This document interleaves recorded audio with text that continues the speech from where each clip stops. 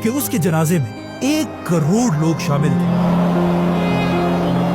جو آج تک grains book of world records میں کسی بھی لیڈر کے لیے دنیا کی سب سے بڑی گیدرنگ ہے، جس کے بعد ایران کے منسٹرز نے مل کر خمینی کے بعد اپنا نیا لیڈر چوز کیا، آیت اللہ خمینی کا اسٹوڈنٹ آیت اللہ علی خامنائی، حق نداره که حق ملت رو در اینجا جو آج تک ایران کا سپریم لیڈر ہے۔ امریکایی و اروپایی و عراق کے ساتھ جنگ ختم ہونے کے بعد ایران کے لیڈرز کو سمجھ آ گئی کہ اب امریکہ اور اسرائیل ان کا پیچھا کبھی نہیں چھوڑیں گے جب تک ایران کے پاس اپنا خود کا ایٹم بم نہ ہو۔ لیکن اب مسئلہ یہ تھا کہ ایٹم بم بنانا کوئی آسان کام نہیں ہے، یہ ایک بہت ہی مشکل ٹیکنالوجی ہے، اور اس وقت کوئی بھی ایران کو یہ ٹیکنالوجی دینے کے لیے تیار نہیں تھا۔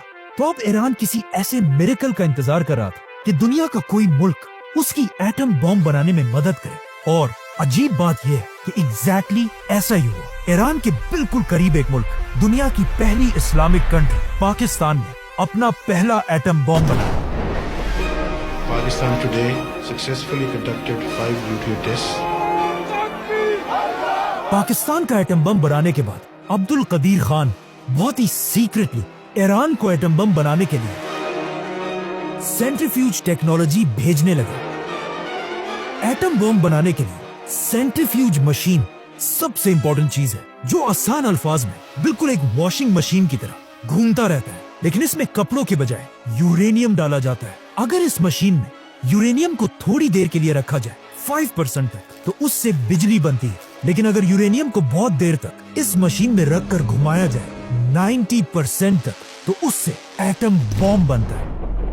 ایران پاکستان کی اس ٹیکنالوجی کو یوز کر کے بہت تیزی سے نیوکلیئر پلانٹس بنانے لگا، لیکن جیسے ایران نے یہ سب کرنا شروع کیا، امریکہ کو کسی طرح اس سب کی خبر to مل گئی۔ develop a nuclear weapon. اب پاکستان کا ایٹم بم تو امریکہ کو پھر بھی کسی حد تک قبول تھا، کیونکہ پاکستان امریکہ کا بہت ہی وفادار ملک ہے، Beggars can't be choosers. ہمیں اپنی قوم کا پیٹ پالنا ہے۔ اور پاکستان چاہے جو بھی ہو جائے امریکہ کے خلاف کبھی نہیں جاتا، Especially the government of Pakistan. کیونکہ پاکستان اور امریکہ بہت ہی پرانے دوست ہیں۔ Honor to be with my friend. لیکن ایران پاکستان سے بالکل اپوزٹ، بار بار امریکہ کی آنکھوں میں آنکھیں ڈال کر اسے دھمکیاں دیتا تھا۔ کنن ما تهدید رو عملی می‌کنیم. اسی لیے جیسے ہی امریکہ کو ایران کے اس پروجیکٹ کا پتہ چلا، امریکہ کا پریزیڈنٹ پوری دنیا کے سامنے آیا اور اس نے اپنی سپیچ میں کہا کہ دنیا میں کچھ ملک ایسے ہیں جو اپنے لیے کیمیکل اور ایٹم بم بنانا چاہتے ہیں۔ Iran ever had the knowledge to develop a nuclear weapon. ایک عراق کا صدام حسین إذا ما قسنا الأمور اور دوسرا ایران کا خامنائی، با زبانهای گوناگون جس کا آج پوری دنیا کو پتا ہے کہ یہ ایک بہت بڑا جھوٹ ہے۔ George Bush made a mistake. George Bush کی اس سپیچ کے کچھ ہی عرصے بعد امریکہ نے صدام حسین پر حملہ کر دیا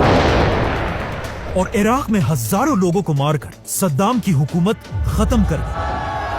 صدام حسین کی حکومت کو اتنی آسانی سے توڑنے کے بعد امریکہ کو اس بات کا پتہ چلا کہ وہ دنیا کے کسی بھی ملک پر جھوٹا الزام لگا کر اس پر حملہ کر سکتا ہے۔ اسی لیے افغانستان اور عراق پر حملے کے بعد اب امریکہ کا اگلا شکار ایران تھا، اور امریکہ بار بار دوبارہ یہ جھوٹ بولنے لگا کہ ایران کے پاس بھی ایٹم بمز ہیں، جس کے بعد اب پوری دنیا کی نظریں ایران کے لیڈر آیت اللہ خامنائی پر تھی، اور یہ ایران پر حملہ کرنے کا بیسٹ ٹائم تھا، کیونکہ ایران کے ایک طرف افغانستان میں امریکہ کی بہت بڑی فوج تھی اور ایران کی دوسری طرف عراق بھی امریکہ کی فوج سے بھرا ہوا تھا، مطلب امریکہ نے ایران کو ہر طرف سے گھیر لیا تھا۔ تو اب پوری دنیا کی نظریں ایران کے لیڈر آیت اللہ خامنائی پر تھی کہ وہ کس طرح اپنے ملک ایران کو سپر پاور امریکہ سے